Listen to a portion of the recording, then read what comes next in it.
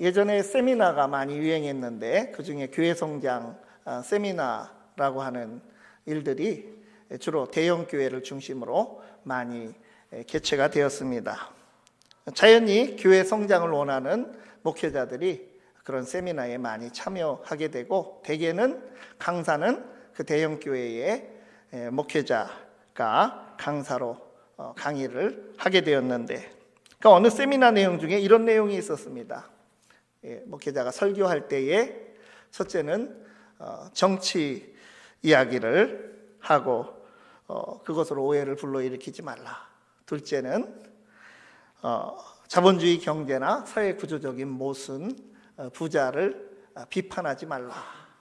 또 세 번째는 교인들이 좀 미신적인 신앙 형태를 좀 가지더라도 그렇게 너무 나무라지 말라고 하는 그런 내용이었습니다. 그렇게 해야 소위 교회가 잘 된다고 하는 그런 취지의 나름대로의 꿀팁을 이제 주는 것이었다고 합니다. 저는 목회자로서 우리 교회 성도님들이 물질로 힘들지 않고 또 범사가 잘 되고 또 몸 건강하고 행복하게 살아가시기를 간절히 기도하고 있습니다. 그러나 동시에 우리 모두가 바르게 믿고 바르게 살면서 주 안에서 의로움으로 더 행복해지기를 바랍니다. 우리가 그냥 내 몸 하나 편히 사는 것이 아니라 이 시대를 향해 보냄을 받은 예언자라고 하는 이러한 책임의식을 가지고 살아가고 또 신앙생활을 해야 되겠습니다. 우리 교회는 앞에 세미나에서 말하는 그런 식으로 부흥하는 교회가 아니라 오히려 우리는 예수님의 팔복으로 넘치는 진정 위대한 교회가 되고 또 그러한 큰 믿음을 가진 교인들이 될 수 있기를 간절히 바랍니다. 오늘 나눌 말씀은 예수님의 팔복 선언의 말씀 중에 이제 제4 네 번째 복 선언입니다. 6절 말씀을 보면 의에 줄이고 목마른 자는 복이 있나니 그들이 배부를 것임이요. 의에 줄이고 목마른 자가 진정 복 있는 사람인데 그들은 배부름을 얻을 것이기 때문이라고 하는 예수님의 말씀입니다.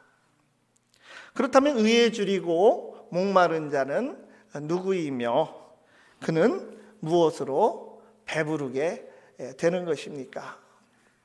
첫째로 의에 줄이고 목마른 자는 하나님의 의로 배부른 복이 있습니다. 의는 무엇보다 하나님의 의를 말합니다. 하나님께서 우리에게 선물해 주시는 의, 하나님 나라의 의라고 할 수 있고 하나님 당신이 바로 우리에게 의가 되시는 것입니다. 우리가 추구할 의는 나를 기준으로 하는 나의 의가 되어서는 안 된다는 것입니다. 사람들의 자유를 억압하는 독재자들조차도 말하기는 정의를 구현한다고 말을 하곤 합니다. 누구나 다 자신은 정의롭다고 하고 다 정의를 말하지만 타락한 나를 기준으로 하는 그런 정의, 타락한 세상의 처세법으로는 그런 판단하는 정의는 불의와 다를 바 없을 것입니다. 하나님의 의의 기준과 바탕을 두어야 하는 것입니다. 그러므로 우리가 줄이고 갈급해하는 의는 근본적으로 하나님의 의가 되어야 합니다. 8가지 복 있는 사람, 결국 다 일치하는 사람들이라고 했습니다. 우리가 육체적으로도 배고프고 목마른 욕구가 있지만 하나님 나라의 심령이 가난한 자는 무엇보다 의에 줄이고 목마른 상태에 있는 사람입니다. 그는 하나님의 의가 그의 가난한 마음속을 채워주기 때문에 하나님 나라 백성으로서 행복한 사람입니다. 애통하는 마음속에 하나님께서 주시는 위로, 하나님의 위로를 채워주시기 때문에 그는 복된 사람입니다. 완악한 자들의 세상, 강팍한 자들이 판을 치는 세상에서 온유한 자로 살아갈 때 하나님 나라 백성은 행복하다고 하는 것입니다. 그리고 나의 죄에 대해서, 세상의 죄에 대해서 애통하는 자로 영적 배고픔과 갈급함을 가지고 하나님 앞에 나아갈 때 예수 그리스도로 말미암아 이루신 하나님의 의로 그 배고픔과 갈급함을 해결해 주시는 것입니다. 의에 줄이고 목마른 자에게 의로 배부르게 하시고 의의 생수로 해갈시켜 주시는 은혜가 우리에게 있음을 믿으시기 바랍니다. 우리는 본래 하나님 앞에서 다 죄인일 수밖에 없습니다. 성경은 그렇게 우리의 본질을 규정하고 있습니다. 결코 의롭지 못한 자들이지만 주님 앞에서 이를 믿음으로 인정하고 회개하면서 우리는 하나님의 의를 얻을 수 있는 그 길로 나아가게 된 것입니다. 우리는 하나님의 의를 우리 자신의 의로 충족시킬 수 없는 죄인이기 때문에 죄 없으신 하나님의 아들을 대속의 제물로 십자가에 죽게 하시어 하나님의 의를 만족시키시고 우리에게는 그 의를 은혜로 선물하여 주신 것입니다. 우리는 그래서 이신칭의, 이신디기 그저 믿음으로 그 하나님의 의를 받아서 의롭다함을 얻은 자가 되었습니다. 그래서 천국 백성은 무엇보다도 하나님의 의로 배부른 복을 누리고 있는 것입니다. 예수님의 팔복선은 오늘 첫 번째에서 이제 네 번째까지 왔습니다. 전부 다 결국은 나 자신을 비움으로써 복이 있다고 말씀을 하여 주신 것입니다. 심령이 가난하고 또 애통하고 온유하고 의에 줄이고 목마르고 다 수동적이죠. 자기 자신을 비운 상태의 사람입니다. 그런데 특별히 네 번째 복선언에 와서 그 복에 따르는 내용이 의에 줄이고 목마른 자는 하나님의 의로 배부르게 되었음을 예수님께서 분명하게 선포해 주셨습니다. 오늘 이 말씀을 우리가 믿음으로 받으면서 의가 없는 죄인이 하나님의 의를 선물받아 의인이 된 이 큰 복에 감사하며 살아갈 수 있기를 바랍니다. 이 두 번째로 하나님의 의를 이루는 삶을 사는 자가 복이 있습니다. 자신의 의가 아니라 하나님의 의를 받아 살게 된 자는 복이 있습니다. 나 자신을 비우고 세상의 것으로 채우는 것이 아니라 하나님의 의로 채워서 배부름을 얻은 사람에게는 이제 그의 삶 속에 놀라운 변화가 일어날 수밖에 없습니다. 그러나 여전히 자기의 의로 가득 채우고 있다고 하면 그 사람들은 완고하여 아무 변화도 일어날 수 없을 것입니다.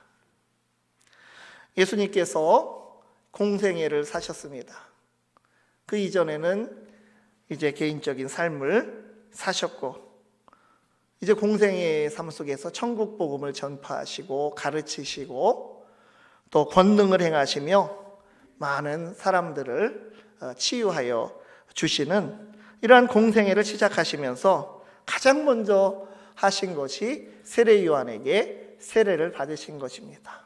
그리고 나서 광야에서 40일 줄이시며 또 금식하시고 시험을 이기시고 본격적으로 공생애로 나가시게 된 것입니다.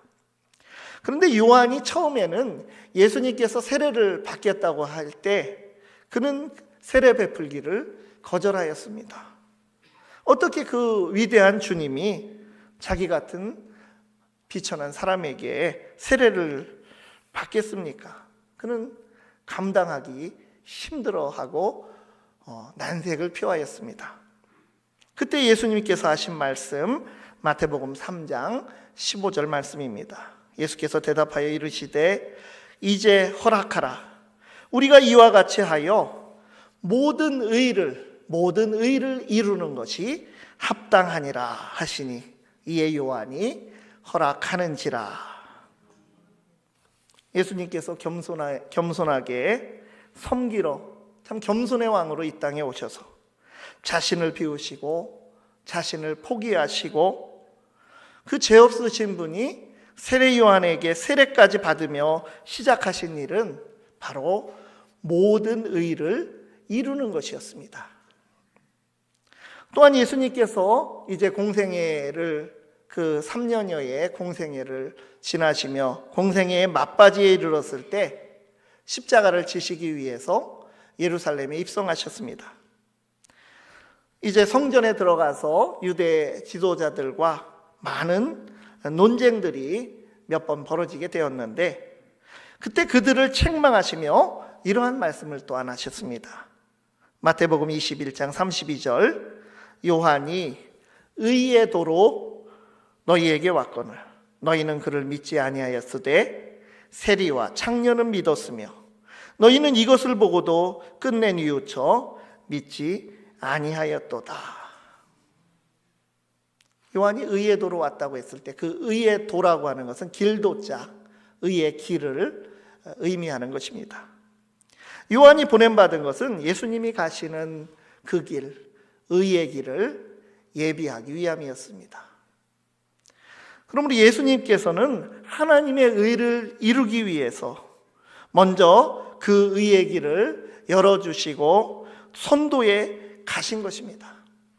그리고 그 의로 배부름을 얻는 은혜를 입은 자들, 천국 백성된 제자들이 저마다 하나님의 의를 이루는 삶을 살아가며 그렇게 예수님을 따르는 삶을 살아가라고 요청하시는 것입니다. 이렇게 모든 의를 이루기 위하여 주님께서 오셨고 주님의 부르심을 받은 우리도 그 의의 길을 따르는 의인들로 살아감이 마땅한 것입니다. 그래서 예수님께서 너희 의의가 바리새인과 서기관, 그 경건하다고 하는 바리새인과 서기관보다도 더 나아야 한다고 말씀하여 주신 것입니다. 그 말씀이 바로 이 산상수훈의 5장 20절 말씀입니다. 내가 너희에게 이르노니 너희가 서기관과 바리새인보다 더 낫지 못하면 결코 천국에 들어가지 못하리라고 하셨습니다. 그렇게 예수님께서 사람에게 보이는 자기 의를 내세울 것이 아니라 먼저 하나님의 나라와 하나님의 의에 고파하고 또 갈급해하는 삶을 살라고 말씀하여 주신 것입니다. 이어지는 마태복음 6장 1절과 또 그 결론과도 같은 33절의 말씀이 있습니다. 사람에게 보이려고 그들 앞에서 너희의 일을 행하지 않도록 주의하라. 그리하지 아니하면 하늘에 계신 너희 아버지께 상을 받지 못하느니라. 33절은 그런즉 너희는 먼저 그의 나라와 그의 의를 구하라. 그리하면 이 모든 것을 너희에게 더하시리라. 우리가 심령이 가난하고 애통하고 온유하고 의에 줄이고 목마른 수동적으로 비우고 체험을 받는 데에서 더 나아가서 세상을 향하여 적극적으로 베풀고 나누고 행동하는 변화로 이끌어지는 삶으로 나아가야 하는 것입니다. 하나님을 믿지 않는 세상 사람들 저마다 의를 외치고 정의를 외치지만 진정한 의에 대한 배고픔과 갈증이라는 것을 그들은 알 수가 없습니다. 그러나 오직 하나님의 나라와 그의 풍성한 의를 경험한 사람만이 세상 속에서 의의 결핍이 무엇이고 죄의 심각함이 무엇인지 의식하며 살아가게 되는 그러한 은혜가 있는 것입니다. 어쩌면 이런 말을 할 수도 있습니다. 세상 사람들 다 그렇고 그렇게 살아가는데 나만 의롭게 살고, 또 소수의 사람들이 정의를 외친다고 해서, 또 정의롭게 살아간다고 해서 무슨 변화가 있고, 또 그것이 미미한데 얼마나 영향을 미치겠느냐. 그러나 그렇지 않습니다. 소수라도 하나님의 의를 따라 사는 사람이 반드시 필요하고, 하나님의 의를 외치는 사람이 필요한 것입니다. 바닷속에 소금이 몇 퍼센트 들어있습니까? 내가 당하지 않으면 가만히 있고 내게 닥치면 그때야 신경을 쓴다, 이런 풍토로는 정의를 이루어갈 수가 없습니다. 나와 관계가 생길 때까지는 가만히 있고 나에게 직접적 영향이 없다고 침묵한다. 이것은 천국 백성의 자세가 아니라는 것입니다. 소돔과 고모라가 멸망할 때에 의인 5명이, 겨우 그 5명이 없어서 그들은 멸망했습니다. 아인슈타인, 우리가 잘 아는 사람입니다. 유대인입니다. 그도 유대인이라고 독일의 나치에게 추방을 당하게 되었는데, 그가 남긴 이런 말이 있습니다. 유대인들이 박해를 받을 때 나는 독일의 대학에 기대했다. 그러나 그들은 침묵하였다. 다음에 나는 독일의 교회를 바라보았다. 여기서 그의 말은 끝납니다. 그러나 교회들도 소수의 고백교회를 제외하고는 나치의 불의한 만행을 당하는 그런 불쌍한 자들을 외면하였던 것입니다. 교회마저 의인이 되지 못하고 의를 저버려서야 되겠습니까?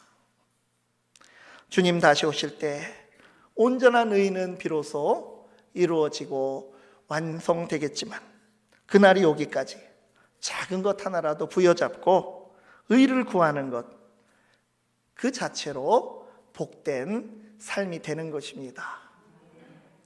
우리에게 의의 주림과 목마름으로 세상을 변화시키는 천국 백성의 행복이 충만하기를 간절히 바랍니다. 기도하겠습니다. 거룩하시고 의로우시고 자비하신 하나님, 진정 우리들이 의에 줄이고 목마름으로 살아가고 있는지 돌아봅니다. 의롭지 못한 이 죄인을 위해 예수 그리스도로 말미암아 의의 길을 열어주시오. 하나님의 의를 우리가 받아 누리게 된 은혜에 감사드리옵나이다. 세상의 불의를 눈 감지 않게 하시고 우리의 길이 주님처럼 의의 길이 되며 의를 이루는 삶을 살아가게 하옵소서.